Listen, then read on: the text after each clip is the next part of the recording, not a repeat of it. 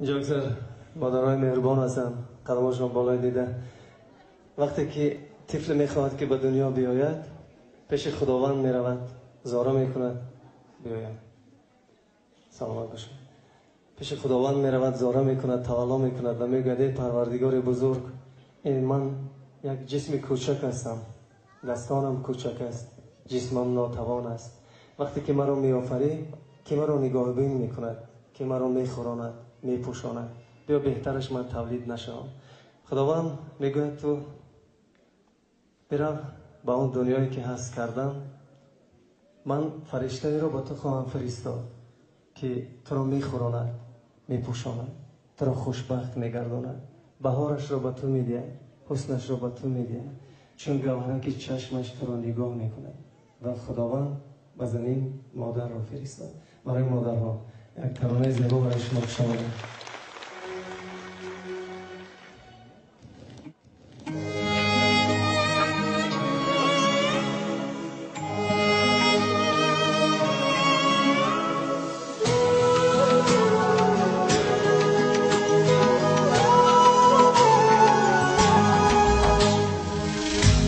ای بهار، ای رنگ و بوی زندگی،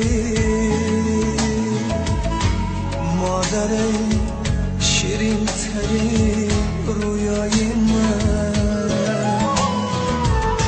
چشمهای خانه مهر خداست، مهربانم خوبی بی همتای من، چشمایم خانه مهر خداست، مهربانم خوبی بی همتای من، خوبی خوبم مادری من، نازنینم مادری من، از تمامی بهترین ها بهترینم،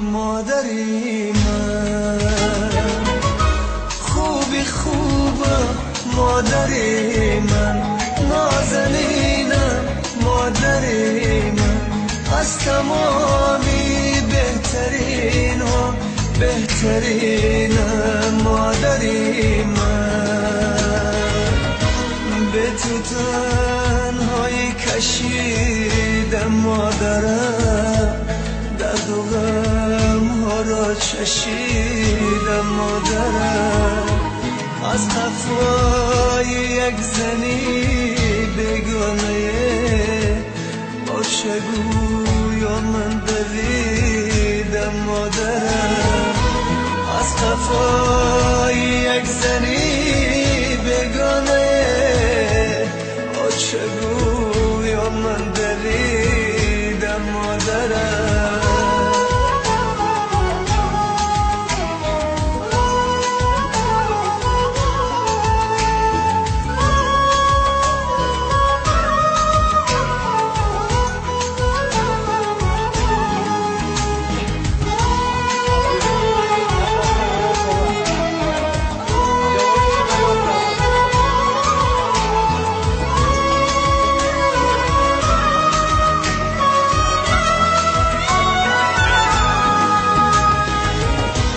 ای ندیده شادی های زندگی، سوختی عمر برای زندگی، بحری وقتی ده عزیزت مادرم، سر نهاده پیشی پای زندگی، بحری وقتی ده عزیزت مادرم، سر نهاده پیشی پای زندگی،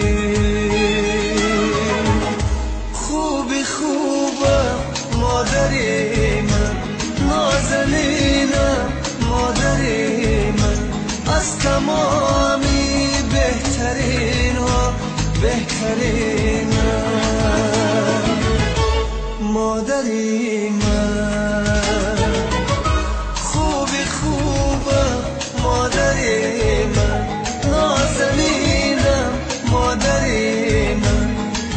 تمام